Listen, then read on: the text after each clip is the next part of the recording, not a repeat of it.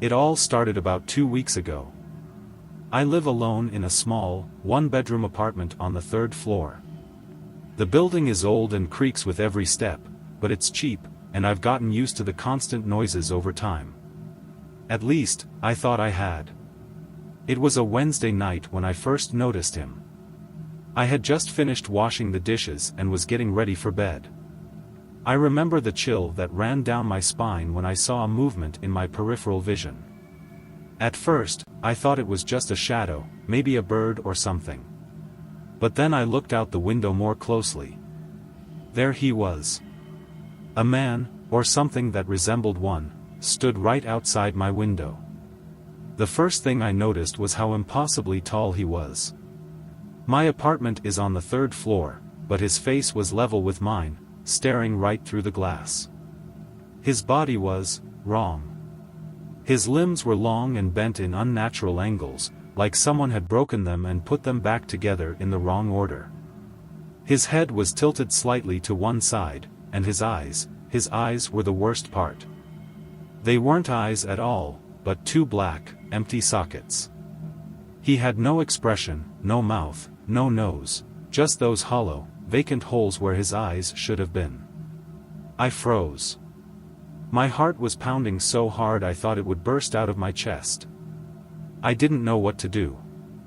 I was too scared to scream, too terrified to move. I just stood there, staring at this thing staring back at me.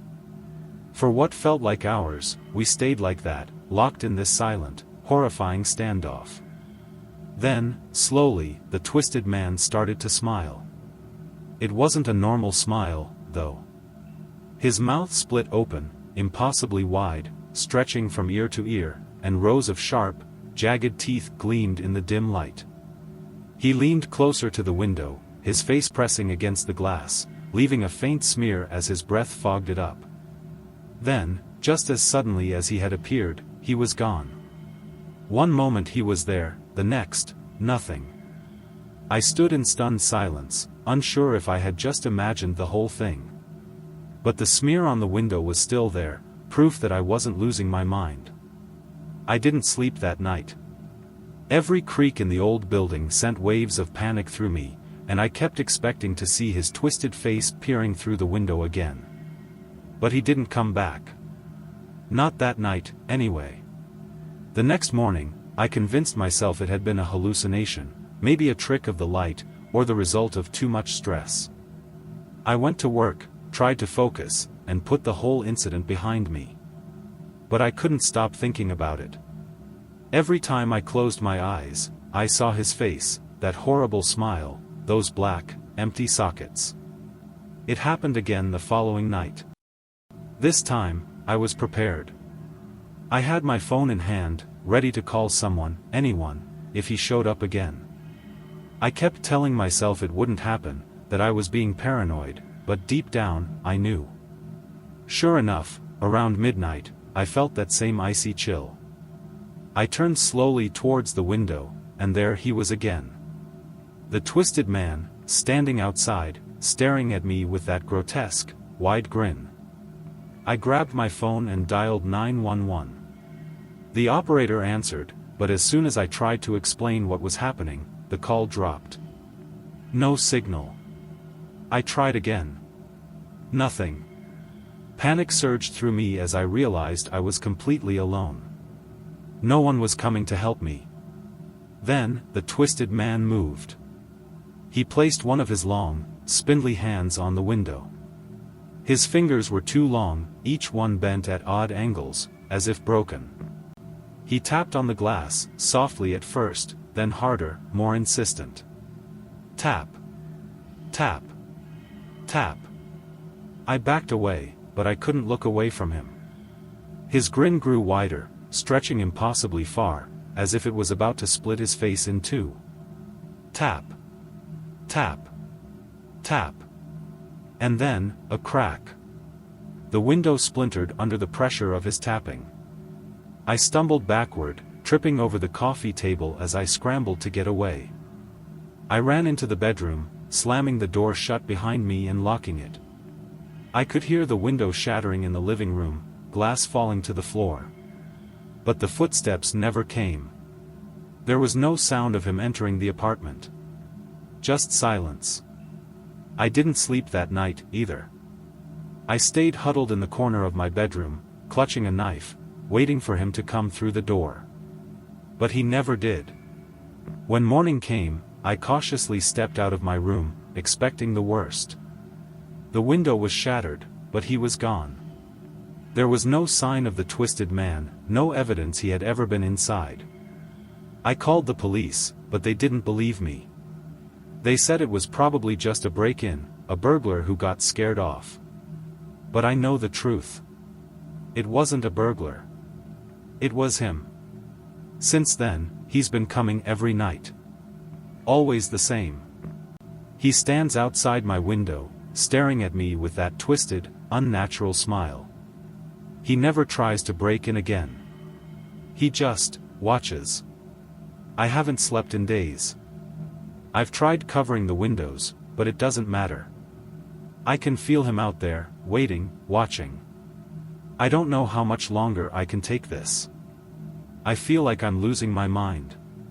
The worst part is, every night, he gets closer. He's not at the window anymore. Last night, I saw him standing in the hallway outside my bedroom door. And tonight? I think I can hear him breathing outside the door. I don't know how long the lock will hold. The tapping has started again. Tap. Tap. Tap. And now, the door is creaking open. I'm writing this now because I don't know how much time I have left. It's been days since I last saw the twisted man, or at least since I thought I saw him. My mind has been playing tricks on me. Sleep, or the lack of it, is breaking me down. I'm not even sure what's real anymore. After that night, the night he cracked the window and I heard him at the door, something changed. He wasn't just watching from outside anymore. I could feel his presence inside my apartment, lingering in the corners of the room. But every time I turned to look, there was nothing. No tall, twisted figure.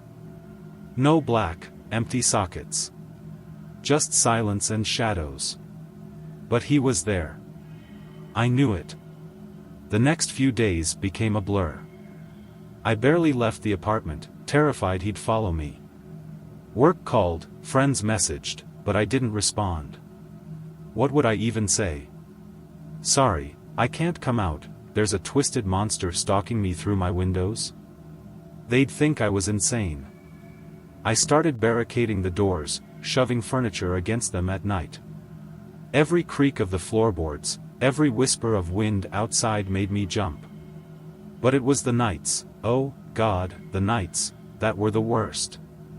I'd lie in bed, wide-eyed, listening for the faintest noise. The quiet tapping on the walls would return. Sometimes soft, sometimes louder, but always in a rhythm that seemed deliberate. Tap. Tap. Tap. Each time, I felt him closer. I never saw him directly after that night, but I knew he was there. I could feel him. I'd catch glimpses of his reflection in the mirror, standing behind me for a split second before disappearing. I'd wake up at odd hours to hear the faintest of breaths by my ear, only to find the room empty. And then, there were the scratches. I noticed them one morning after a particularly long, sleepless night. Fine, jagged lines etched into the wooden floor beside my bed. Long, deep marks, as if something had been dragging its claws across the floor. They hadn't been there the night before. I moved out of my bedroom after that, setting up a makeshift bed in the living room, closer to the front door. The window was still broken, but I covered it with plywood, thinking it might stop him from peering inside. It didn't help. He didn't need to look in through windows anymore. The next few days, the scratches multiplied. No matter where I slept, no matter what room I stayed in, they followed. First by the couch, then near the kitchen, then the bathroom door. They started appearing during the day too, whenever I left the room and came back. I was never fast enough to catch him, but I knew he was there, always watching, always waiting. Then came the messages. They started as faint whispers in my head. At first, I thought I was hallucinating, my sleep-deprived brain playing tricks on me. But no matter where I went, I couldn't escape them. Let me in. It was always the same, over and over, growing louder and more insistent. Let me in. Sometimes, it would feel like the voice was coming from the window. Other times, it was right next to my ear. I'd whirl around, expecting to see him standing there, that grotesque smile stretched across his face. But there was no one. The whispers soon turned into something else. I started finding notes. Little scraps of paper, crudely torn and placed in places I'd never expect, inside my fridge, under my pillow, even in my shoes. The words were scrawled in jagged, uneven handwriting, almost like a child's. Let me in. I knew what he wanted. He wasn't just watching anymore. He wanted me to invite him in, to break whatever boundary was keeping him out. I was terrified that, if I ever gave in, he'd get inside, and that would be the end. But last night, I think I made a mistake. I was exhausted, barely able to think straight. I had been staring at the broken window, my mind racing with thoughts of him. The whispers were louder than ever, almost deafening now. Let me in. And in my desperation, I whispered back. Fine. I don't even know why I said it. Maybe it was the exhaustion. Maybe I was just so tired of running, tired of hiding. Or maybe, deep down, some part of me was curious to see what would happen. As soon as the word left my lips, everything went silent. The whispering stopped. The tapping, the scratching, it all just stopped. For the first time in weeks, the apartment was still. I didn't sleep, though. I couldn't. I just sat in the middle of the room, waiting for something to happen. But nothing did. At least, not until morning. When the first light of dawn filtered through the plywood-covered window, I let myself relax, if only a little. I got up, moved towards the bathroom, and that's when I saw it. The front door. It was wide open. My heart dropped into my stomach. I hadn't unlocked it. I hadn't moved any of the furniture I'd used to block it. But there it was, swinging gently on its hinges, like someone, or something, had walked in during the night. I ran to the door, slamming it shut, locking it again, and pushing the furniture back in place. But I knew it was too late. He was inside. The house feels different now. The air is heavier, like it's pressing down on me. And I swear, out of the corner of my eye, I see him more clearly now, his twisted, impossible form lingering in the shadows, closer each time I blink. He's not just outside anymore. He's in every room, waiting for me to look away long enough for him to show himself fully. I don't think I'll make it through tonight. The scratches are on the walls now, deep and violent. The whispers are back, louder than ever. He's here, somewhere in the apartment, waiting for the right moment. The tapping has started again, but this time it's coming from inside the room. Tap. Tap. Tap. And I know now, that no matter how many doors I lock, no matter how much I try to hide, there's no escaping him. The twisted man is here. And he's never going to leave. I don't know how I'm still here. I should be gone. I should be dead. But somehow, I'm writing this. Maybe it's a final confession, maybe it's an attempt to cling to whatever sanity I have left. The twisted man is inside now, fully. He's no longer just a shadow in the corners, no longer a fleeting figure in my peripheral vision. He's everywhere. I feel him behind me, above me, even in the walls, as though the apartment itself is bending to his will. The night I let him in, that was the night everything changed. I sat there, staring at the front door, my body frozen in terror, knowing that the boundaries were broken. He wasn't just watching anymore. He was here, in my space, lurking, silent. At first, there was nothing. Just the oppressive, crushing silence that followed. I didn't move. I couldn't move. Hours might have passed. The air seemed to thicken around me, the temperature dropping to a biting cold. And then, I heard it. His footsteps. It started faintly at first, a slow dragging sound, like something heavy being pulled across the floor. It came from behind me, from the hallway that led to the bedroom I had abandoned. But the sound wasn't just moving, it was growing louder and closer, like he was dragging himself toward me, limb by twisted limb.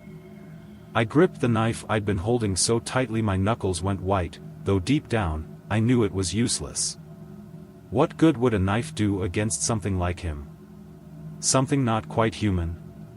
Suddenly, the dragging stopped. The silence that followed was suffocating. The hair on the back of my neck stood on end, and a primal, instinctual fear gripped me. He was standing right behind me. I didn't dare turn around. I knew if I looked, if I saw that impossibly wide grin, those hollow eyes, it would be the end. But I could feel him there.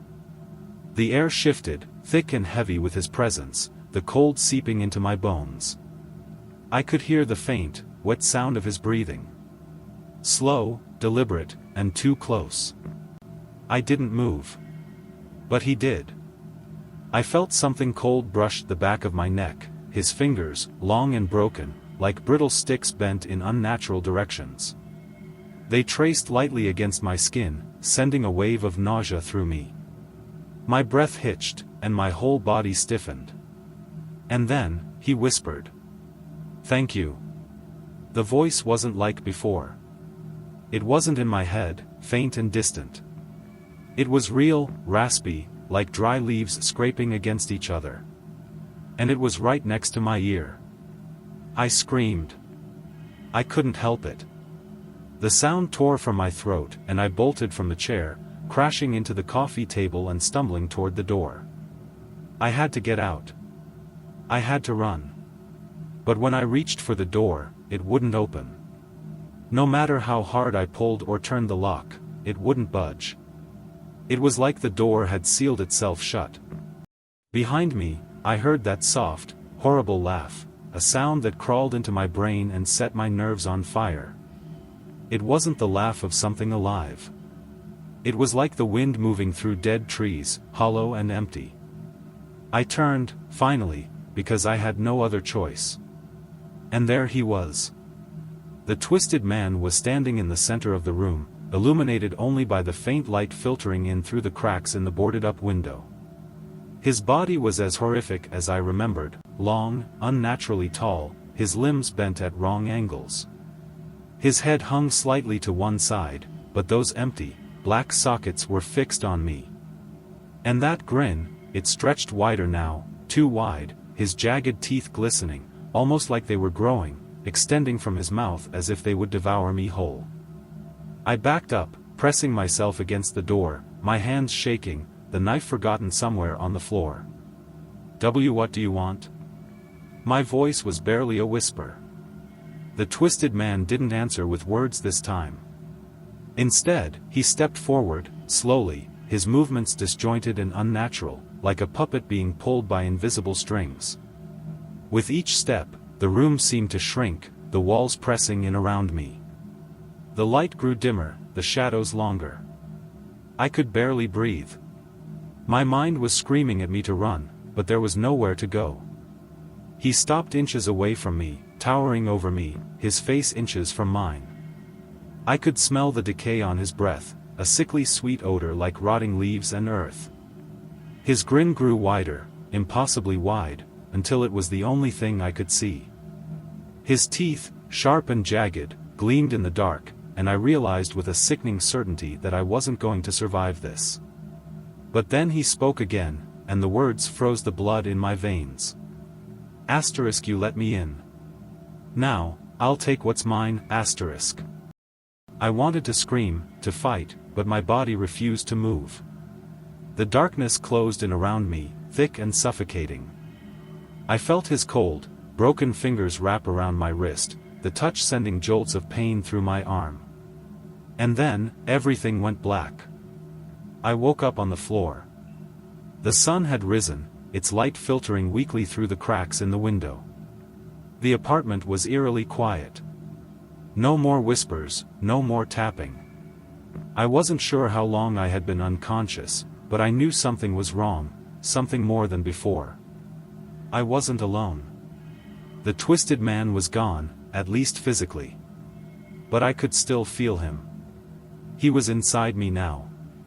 I don't know how to explain it, but I can feel him crawling beneath my skin, slithering through my thoughts, whispering things in the dark corners of my mind. He's taken something from me. Or maybe, he's taken me. Every day, I lose more control. My reflection doesn't look right anymore. It's me, but distorted. Twisted. I look in the mirror, and I swear my eyes are darker, my smile a little too wide. I hear his laugh sometimes, coming from my own throat. I think he's trying to become me. The scratches have stopped appearing in the apartment, but now they're on me, thin, jagged lines that show up on my arms, my legs, even my face. I don't remember making them, but they're there, as if something inside me is trying to claw its way out. I haven't left the apartment. I can't. Every time I try, something pulls me back, something stronger than fear. It's like the walls are holding me in, and the windows? I don't dare look out of them anymore. I know what I'll see. I'll see him. I'll see me. The twisted man doesn't need to stand outside my window anymore. He's already inside. If you're reading this, take my advice. If you ever see him, if you ever feel those hollow eyes staring at you through your window, don't let him in. No matter how much he whispers, no matter how tired or desperate you are, don't say a word. Don't open the door. Because once you do, you won't be able to close it again.